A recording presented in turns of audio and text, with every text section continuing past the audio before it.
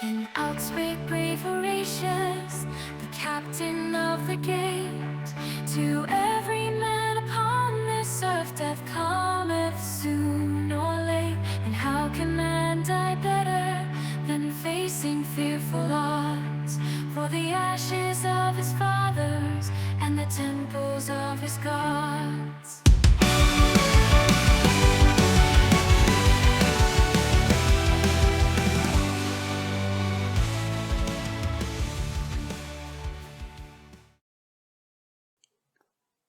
Akira Robinson and Vetu Kealoha kept to the shadows as they moved through the solarium.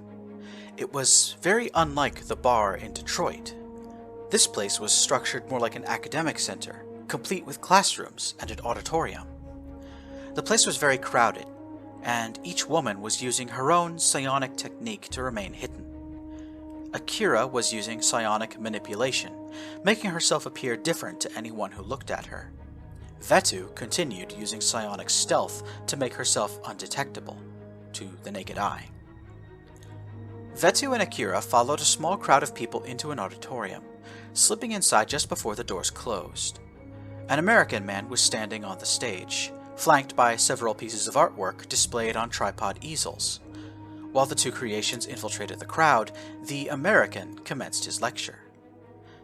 As someone who manages an AAR inspired by graphic novels, it is essential for me to approach the use of AI in an ethical way. I don't have a budget to pay artists, as some have done, even if it is a relatively small amount, or to pay software licenses. But this is not about software, it's about solutions for creating images. Akira took up a spot by the door. She was going to be Vetu's escape route. The young Partogan slipped down to the front of the auditorium unseen and then began working her way back to the rear. As she moved, Vetu closely examined each of the people attending the lecture. Vetu telepathically probed everyone in the front of the auditorium, while Akira probed everyone in the back. After about 15 minutes, Vetu regrouped with Akira and both women quietly departed. Back out in the hallway, Vetu shook her head. "No sign of History Dude or Family Tree Enthusiast," she said. "They're not here." "I didn't see them either," Akira reported. "We'll just have to skip that part of the plan if we can't find them quickly."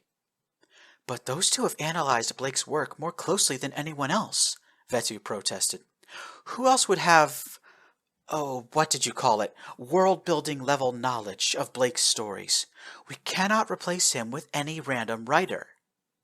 "We'll have to go with Cho-senpai, Marisol," Akira admitted. "We can't afford to waste time on a wild goose chase." "I know Malum would prefer one of these two. Would he take Marisol instead of History Dude?" Vetu said. "I could try to convince him," Akira replied. "It would be easier if Tenna agrees to help. Let me call her." Akira and Vetu moved to a dark corner of the solarium and hid behind a statue of Lord Durham. Akira produced his cell phone and dialed the contact labeled Tenna Honora. At once, a noisy racket came out of the speaker, followed by heavy breathing. "What the hell is going on over there?" Akira hissed into the phone. "Oh, nothing," Tenna replied in a high-pitched voice. "We're just having a little war out here. How are you?" Marisol, Blake, and JD were pushed aside as Callie and her SWAT team dismounted from the armored van. "Stay here and keep your heads down," Callie ordered.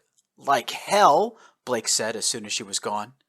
Marisol could hear the sounds of laser and plasma weapons fire, along with an unfamiliar rushing sound that made the hair on the back of her neck stand up. She jumped out of the van. "You coming?" she asked Blake. The two riders scrambled away from the Paradox convoy, following the sounds of screaming and gunfire through the dense urban environment. Rounding a corner, they found the GM Renaissance Center, illuminated by the orange glow of fire. Marisol felt Blake's hand on her shoulder before she was violently tossed through the door of a nearby restaurant. "Get down!" was all Blake had time to yell before the chatter of gunfire filled the air. Patrons screamed as the windows were shattered. Laser bolts sailed over people's heads and smashed dozens of liquor bottles behind the counter. The noise and heat and chaos of the scene overwhelmed Marisol, and her mental state changed.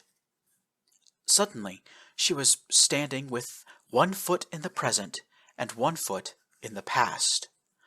Marisol could see the chaos unfolding around her, but she could only hear a dark moment from her childhood.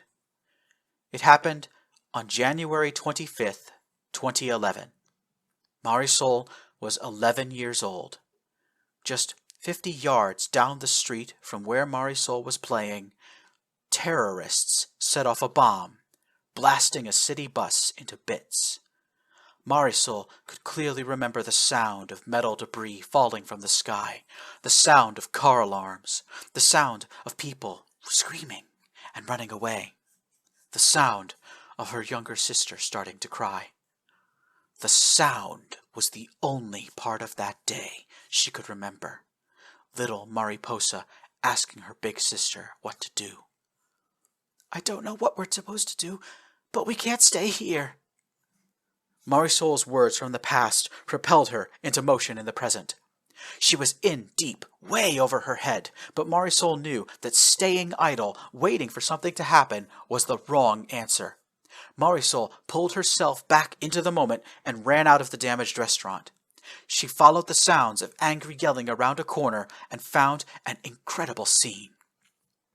Some kind of standoff was happening on Jefferson Avenue between the Renaissance Center and the tunnel to Canada.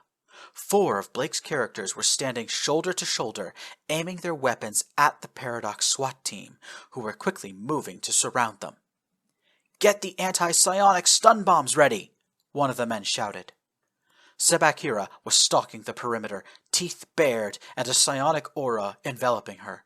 Trigg stood in front of Blake, shielding the author with his body and a telekinetic field. Conti was perched atop a SWAT vehicle, watching the proceedings. Aisling, in her wolf form, watched as a pair of SWAT operators handcuffed Kailani. Varian had grabbed a fallen pistol and was keeping a hold of Mina, who was shouting loudly at one of the enemies. Kiri Ranjanui, Dak Jabassam, and Mocha Jabassam were all looking as though they were taken by surprise. They called out from behind the safety of Tenna's telekinetic shield. "Mina, are you hurt? What did they do to you?" Kiri yelled. "Callie? Why are you helping them?" Mocha asked. "Why are you fighting us?" Callie retorted, her voice filled with equal parts shock and confusion. Marisol felt her heart plunge into her stomach. Callie, Mocha, and Dak were all protagonists from the same story. Dak was Callie's love interest, and Mocha was Dak's younger sister. "We came here to rescue you," Dak replied, pointing at Callie. "We heard you were being held hostage by the author." "We wanted to bring all of our allies, but the gate's not ready yet," Mocha added. "I'm not the one who needs rescuing," Callie said. "It's Blake we need to protect right now." Callie gestured at Blake. Trigg sidestepped to hide him from view again. Across the street, Tenna spotted Trigg and her expression darkened. Just like Callie, Mocha, and Dak, these two knew each other. "Really, Trigg?" Tenna cried out. "After everything we've been through together, you're going to defend him?" "I know what Malum's gonna do after he kills Blake, and I want no part of that," Trigg responded. Out of the corner of her eye, Marisol saw Callie's eyes go wide. Callie barked an order to her men. "Get that kid someplace safe," Callie said, pointing at Trigg. "We can't risk anything happening to him." Kiri, Mocha, and Dak raised their weapons and opened fire, taking aim at Trigg himself. Trigg used psionics to deflect the incoming blasts before retaliating with soul fire. Amid the cyclone of blue fire, 2 of the SWAT operators hurled a pair of modified flashbangs into the fray. Marisol was briefly dazed by 2 cracks of thunder, but her vision and hearing returned after a moment. However, all of the gifted characters were down for the count. Conti, Trigg, Aisling, Sebakira, and Tenna were all writhing in agony, clutching at their eyes.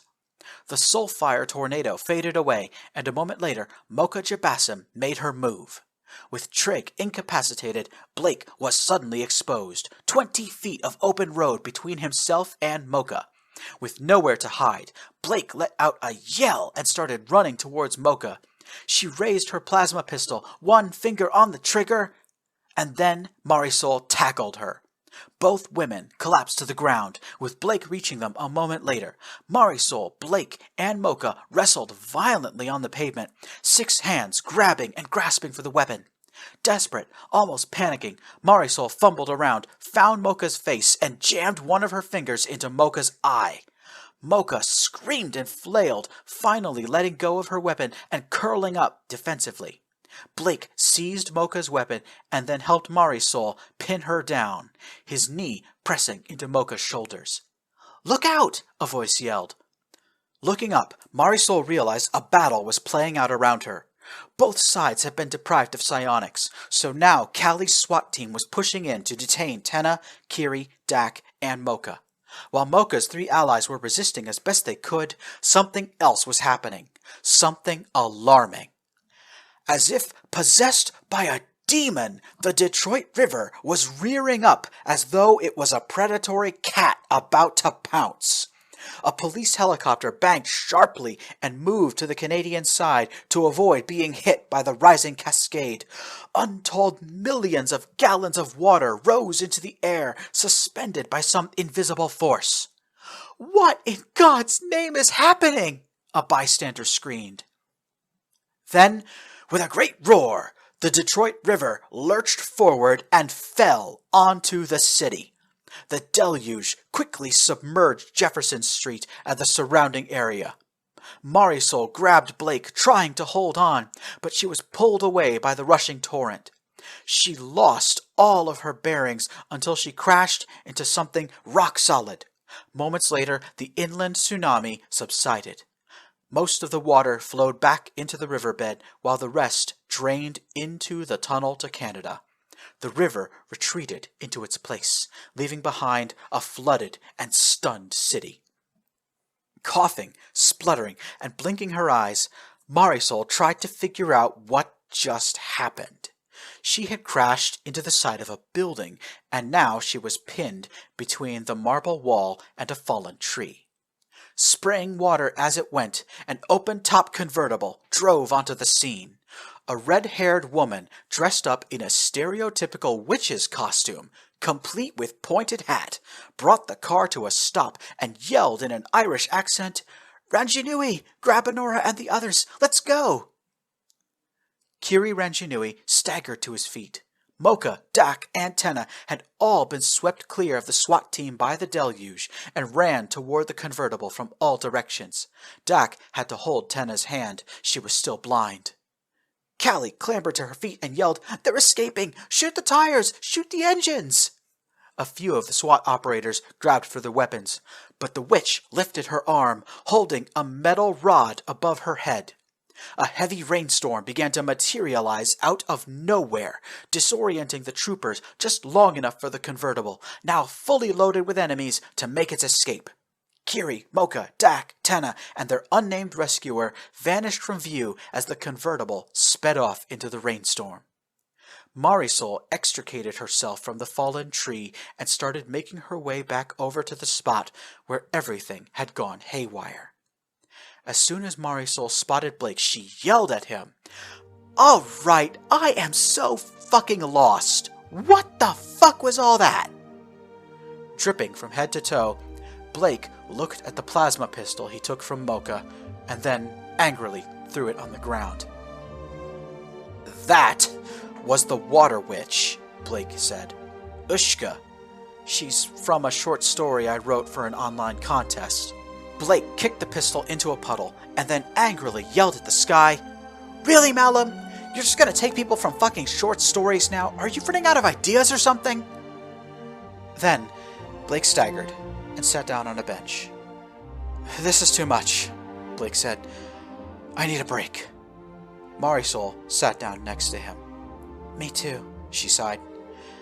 At that moment, both Blake and Marisol felt a buzzing sensation in their pockets.